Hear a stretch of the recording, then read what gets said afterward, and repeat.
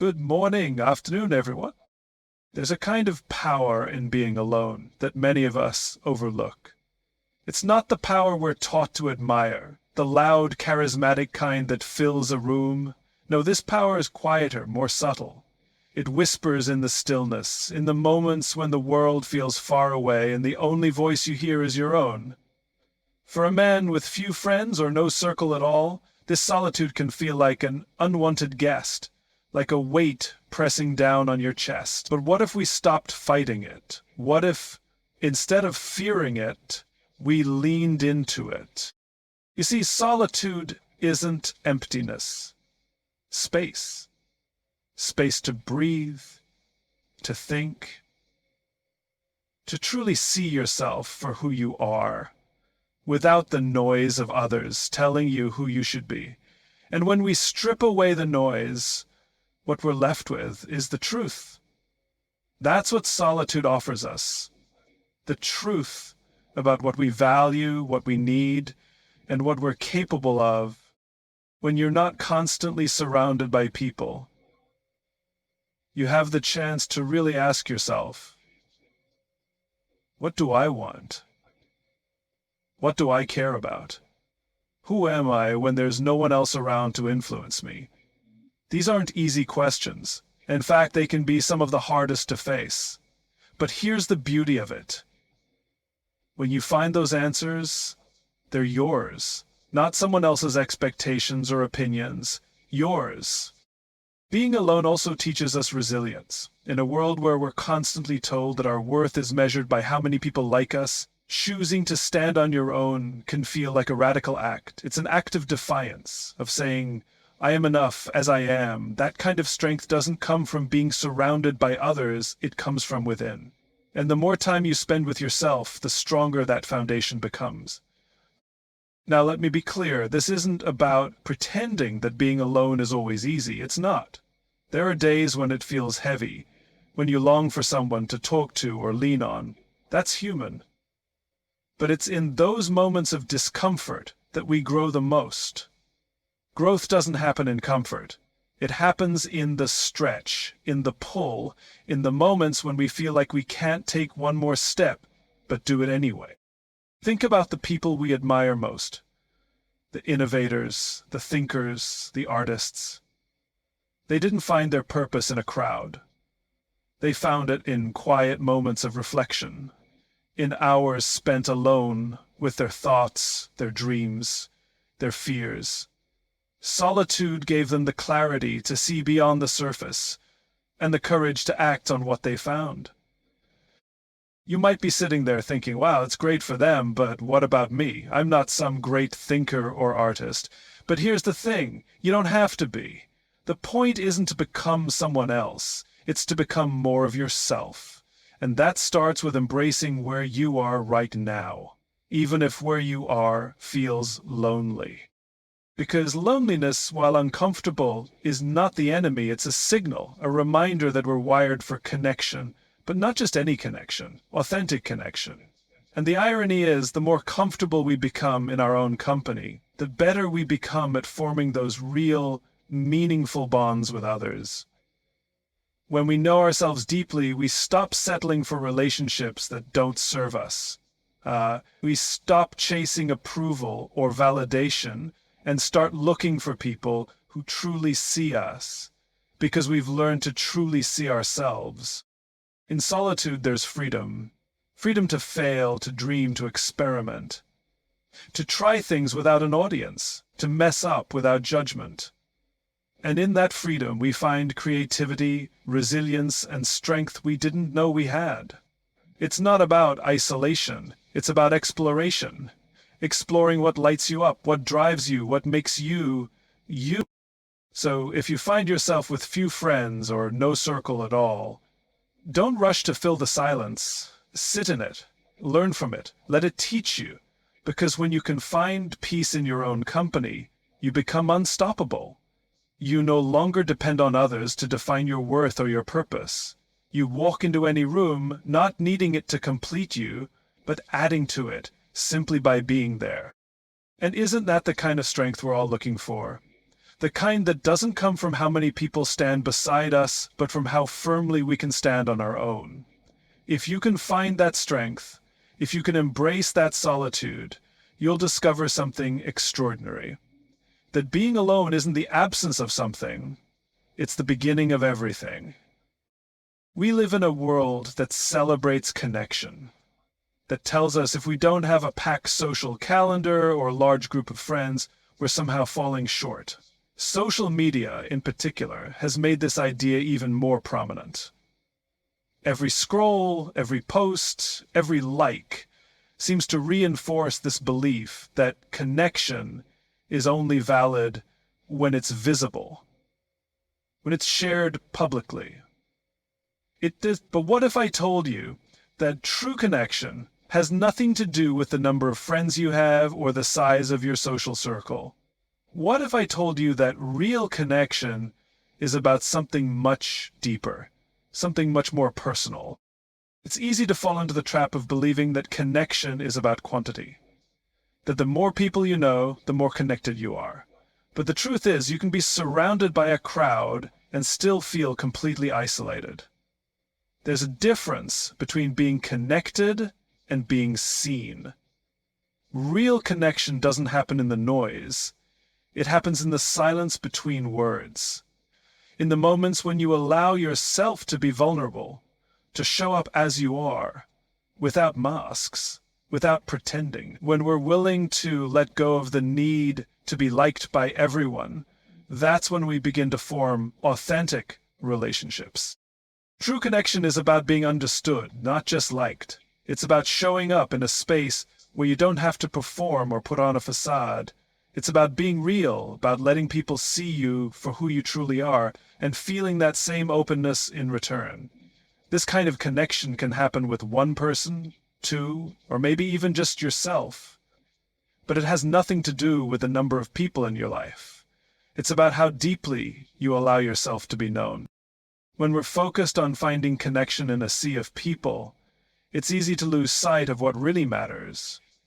We spend so much energy trying to fit in or be accepted that we forget what it means to belong to ourselves first. When we are truly connected to ourselves, we no longer feel the need to chase external validation. We can begin to see that connection starts from within. The more we connect with who we truly are, the more easily we attract the people who will genuinely resonate with us. You don't need to be everything to everyone, you just need to be real. The beauty of authentic connection is that it's not about being perfect. It's about being honest. It's about letting people into the mess, into the parts of ourselves we might prefer to hide. It's in sharing our vulnerabilities, our doubts, our hopes, and our fears. That's where real human connection happens. It's in the willingness to say, this is me, and I'm okay with that.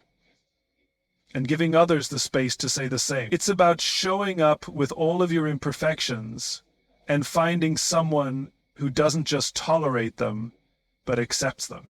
I know it can feel like we're missing out sometimes, especially when we see other people surrounded by friends, going to events, or posting happy moments online. But I want you to ask yourself, are they really connected? Or are they just filling the space with noise, with distractions? Because it feels easier than facing the silence. True connection doesn't happen when you're filling time. It happens when you're present. It happens when you stop seeking approval and start seeking authenticity. The people who are truly connected with us aren't the ones who simply show up in our lives. They're the ones who show up for us in the moments that matter.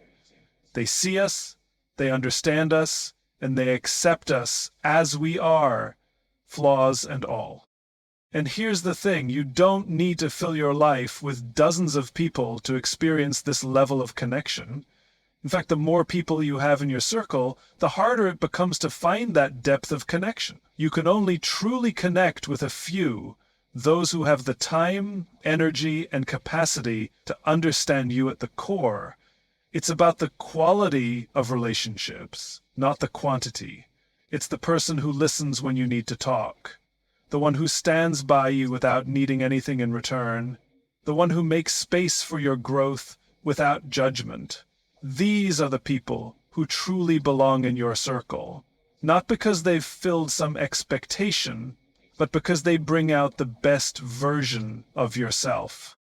When you stop worrying about how many friends you have or how much time you spend in social circles, you free yourself from the anxiety of comparison. You stop measuring your worth by the number of people in your life, and you start valuing the depth of those relationships. Real connection doesn't come from fitting in. It comes from standing out, from being unapologetically yourself and attracting the people who appreciate that. The loneliness you may feel, the desire to belong, it's not a sign that you're doing something wrong. It's a sign that you're seeking something more meaningful. And when you find that, when you let go of the superficial and embrace the authentic, you'll see that the connection you've been searching for has been there all along. It wasn't about the size of your circle. It was about the courage to be vulnerable, to show up as you are, and to let people in. And that, my friends, is the connection we all deserve. There's a certain kind of power in vulnerability that most of us are afraid to tap into. It's not the kind of power we think of when we picture strength, muscles, confidence, control. No, this power is different. It's the kind of strength that comes from being willing to show up as you truly are, without the walls, without the shields. It's the courage to let others see the parts of you that you keep hidden. The messy, imperfect parts that we all carry, but rarely share. We've all been taught in one way or another that vulnerability is a weakness, that to be strong, to be respected, we need to have it all together, to keep our emotions in check, to present this perfect image of who we are to the world. But that idea couldn't be further from the truth. True strength doesn't come from pretending to be something we're not. It comes from standing tall in our imperfections, in our struggles, and saying, "This is me, and I'm worthy just as I am." I know it's not easy. It's a terrifying thing to open up, to let someone else see the real you, the doubts, the fears, the scars. It can feel like you're exposing yourself to judgment or rejection. But here's the thing, when we allow ourselves to be vulnerable, we create the space for connection to happen. Not just superficial connection, but real, authentic connection. The kind that comes from letting go of the image we've built and showing up as our true selves. It's in those moments of vulnerability that we form the deepest bonds. When we allow ourselves to be seen, truly seen, for who we are, we invite others to do the same.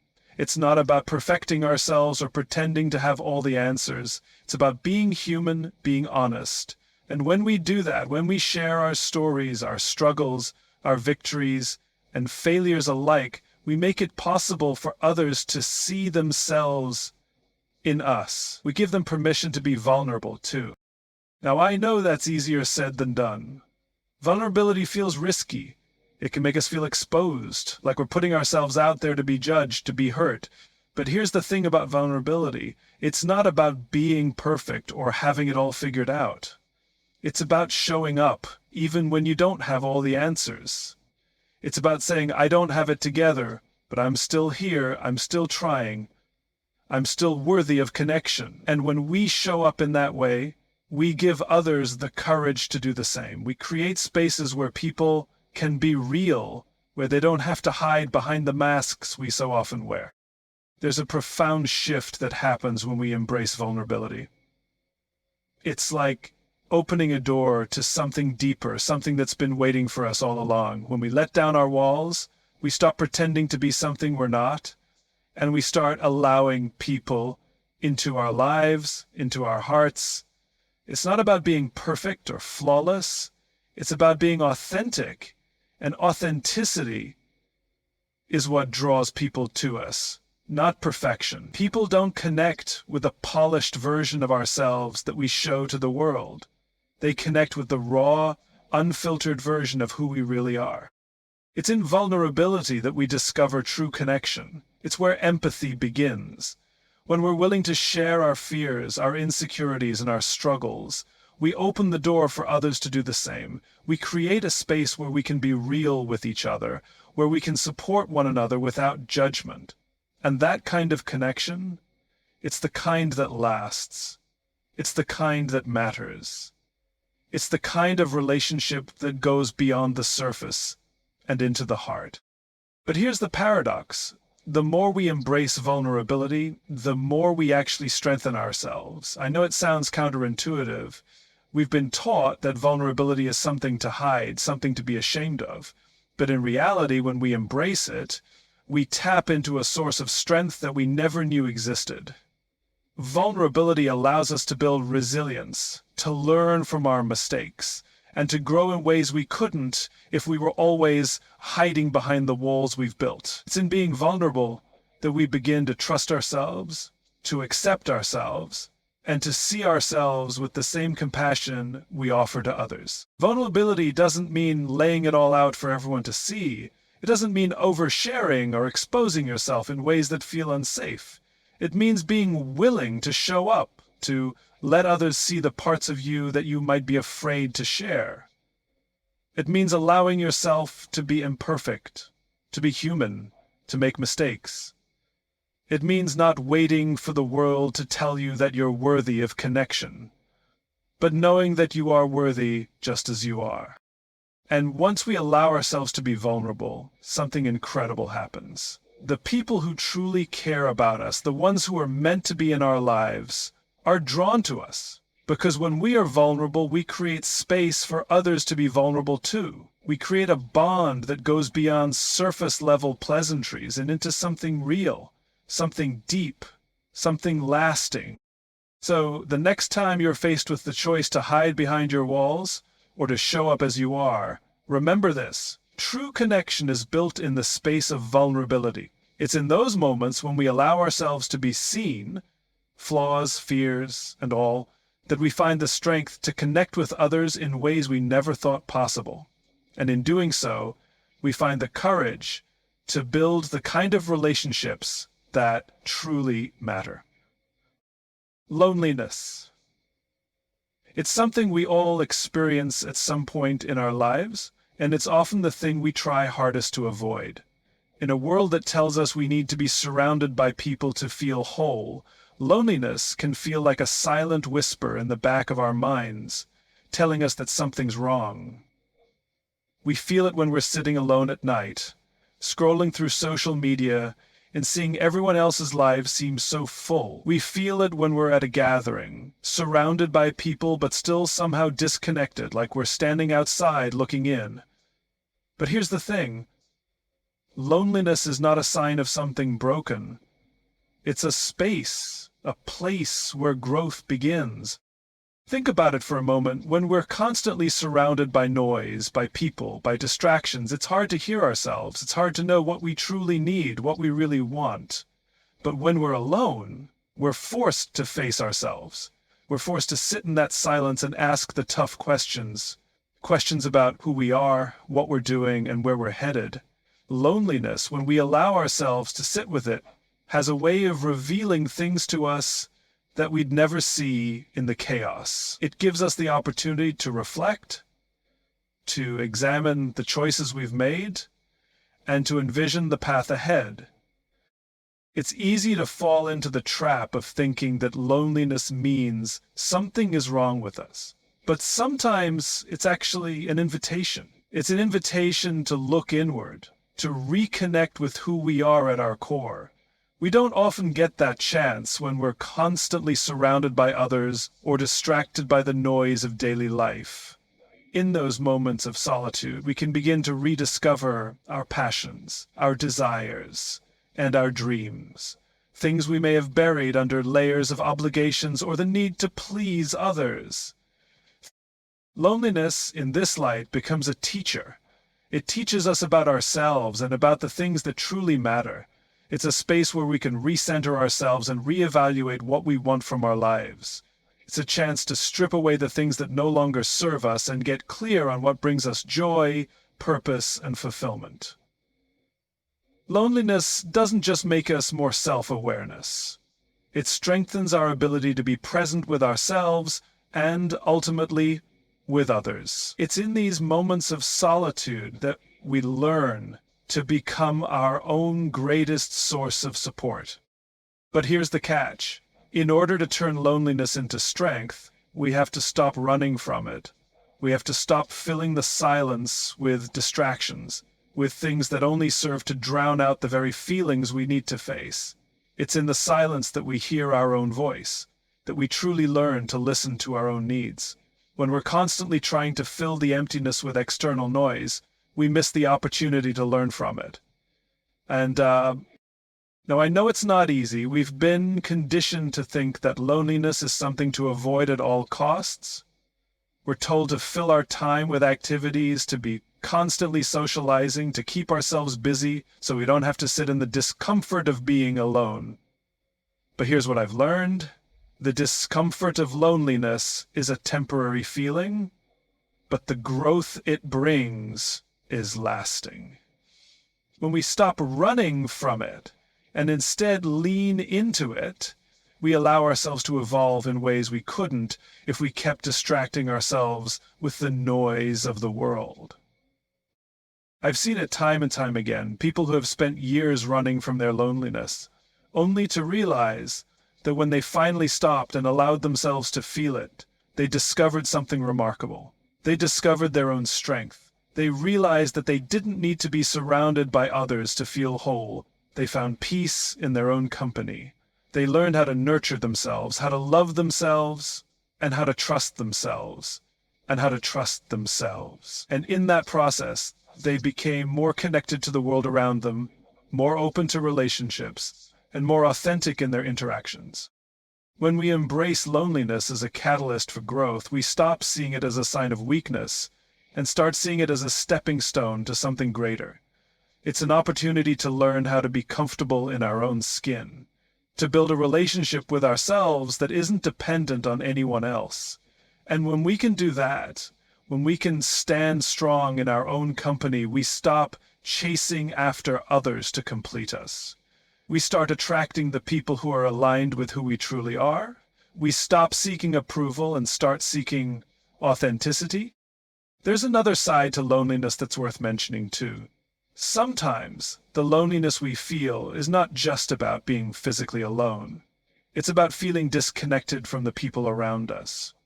We might be in a room full of people, but if those connections aren't real or meaningful, we still feel that ache of loneliness. But this, too, is a powerful realization. It's a reminder that the quality of our relationships matters more than the quantity. We don't need to be surrounded by people just to feel good about ourselves.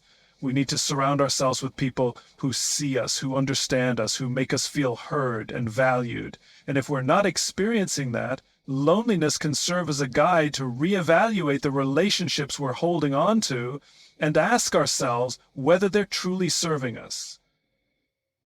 The more we embrace loneliness, the more we begin to see that it's not something to fear, but something to honor.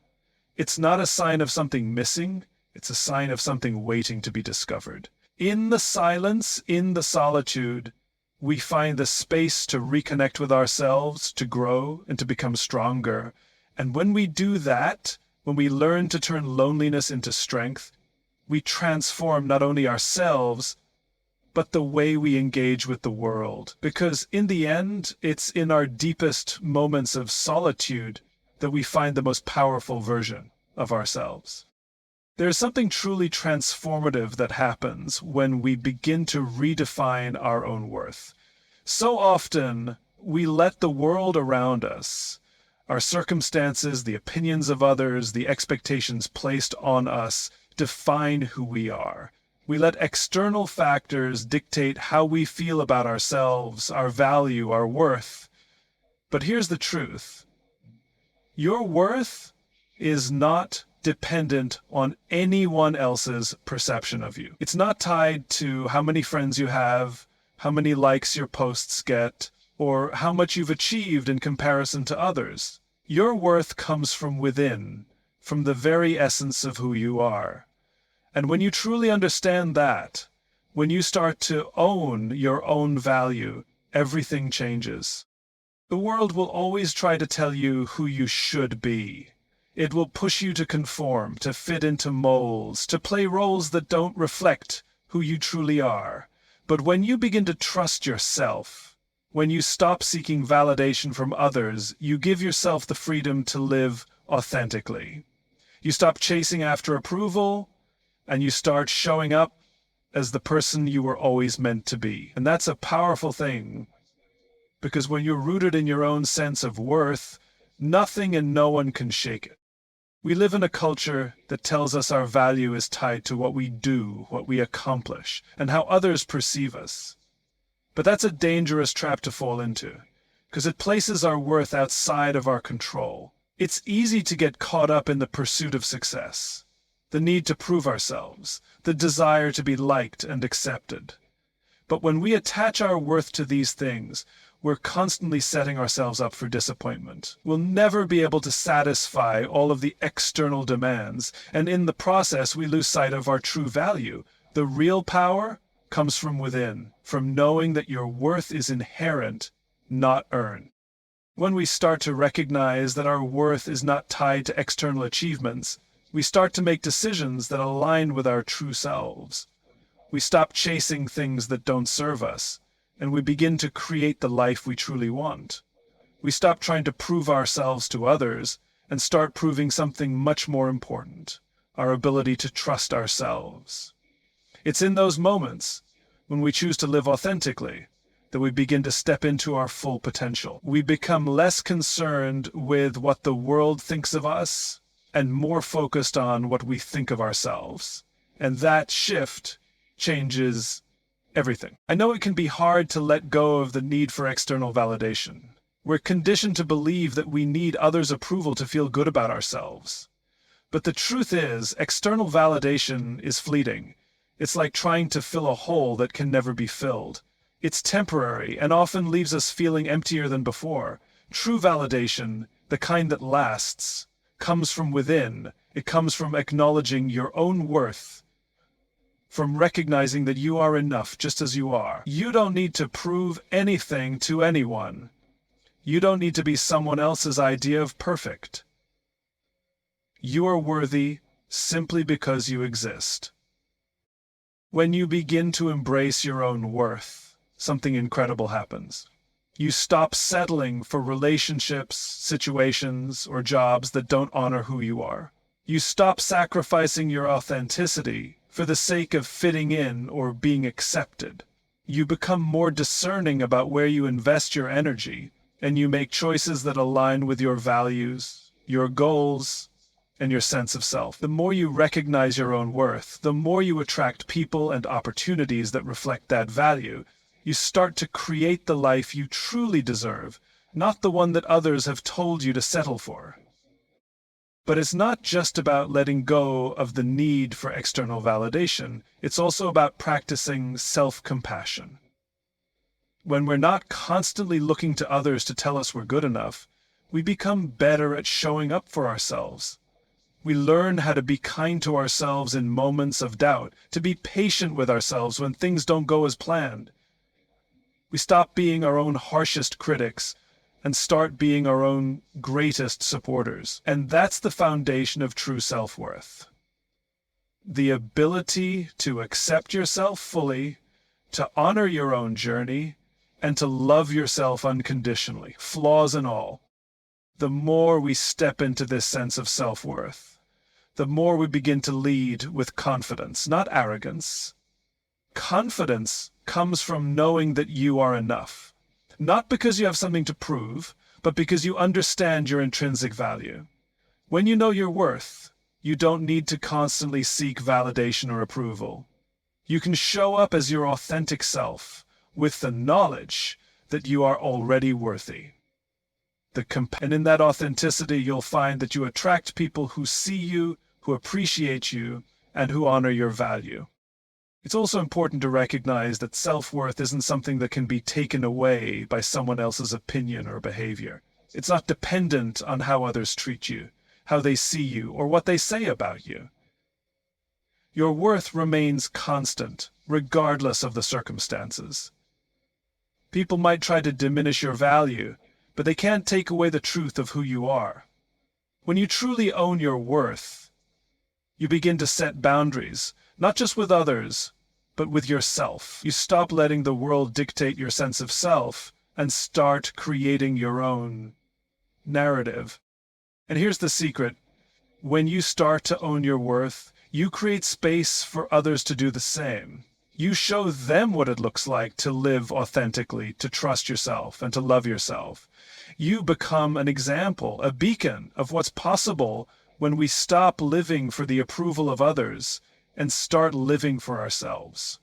And in doing so, you not only transform your own life, but the lives of those around you. So take a moment to acknowledge your own worth. Stop waiting for permission from others to recognize how valuable you are. You've always been worthy. It's time to start believing that. There's something we need to talk about when it comes to the relationships in our lives. How often we settle for less than we deserve.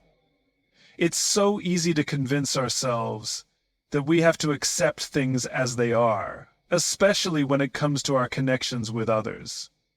We think we need to keep people around, even if they're not bringing us joy or support. We tell ourselves that we should just be grateful for the relationships we have, even if they drain us or make us feel small. But here's the truth. We don't have to settle. We deserve relationships that lift us up, that bring us peace, and that honor who we are. And when we realize that, when we finally let go of the belief that we have to accept less, something incredible happens. We start attracting the relationships we truly need. Too often we hold on to relationships out of fear. Fear of being alone, fear of not being liked, fear of losing what little we have. But in doing so, we allow ourselves to remain in situations that aren't aligned with our true selves.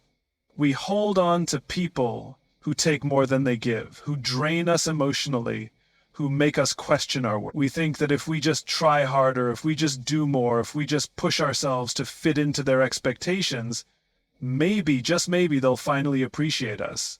But what happens is that we end up losing ourselves in the process. We become so focused on trying to make others happy that we forget to care about our own happiness. But the reality is this: we don't have to earn love. We don't have to work for someone's respect. True relationships, authentic, meaningful, healthy relationships, are built on mutual respect, understanding, and support. They are not one-sided. They are not about one person giving all the time while the other takes. They are partnerships where both people give and receive in equal measure. They are relationships where you can show up as your true self without fear of judgment, where you are accepted and valued for who you really are, not for the role you play or the mask you wear. When we start to understand our own worth, when we begin to believe that we deserve more than just scraps of affection or attention, something shifts. We stop settling for toxic relationships. We stop making excuses for people who don't treat us well, who don't show up for us, or who don't appreciate our efforts. We realize that our time and energy are valuable, and we begin to invest them in people who reflect our own values, who treat us with kindness, who support us in our growth. It's not always easy to walk away from relationships that have been a part of our lives for a long time. There's a sense of loyalty that we feel, a sense of duty that makes us question whether we're doing the right thing. But when we hold on to relationships that aren't serving us, we're actually doing more harm than good, both to ourselves and to the other person. When we stay in situations that drain us, we're preventing ourselves from growing, from becoming the person we're meant to be. And in the process, we're not giving the other person the opportunity to grow either. We're holding on out of fear, but we're also holding them back. Letting go doesn't always mean cutting ties completely. It doesn't always mean ending a friendship or a relationship. Sometimes it just means creating boundaries. It means stopping the pattern of overgiving, of constantly trying to please, of sacrificing our own needs to meet the expectations of others. When we begin to set boundaries, we show others how to treat us. We stop accepting behavior that doesn't align with our values, and we teach others to respect our time, our space, and our energy. It's about recognizing that we are worthy of love, respect, and kindness, and that we don't need to settle for anything less. But setting boundaries isn't just about protecting ourselves. It's also about protecting the quality of the relationships in our lives. Healthy boundaries create healthy relationships.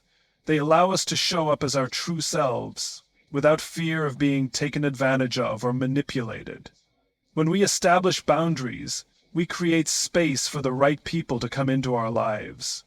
People who respect us, who understand us, and who support us. And when we let go of relationships that no longer serve us, we make room for new connections, deeper connections, and relationships that nourish our soul.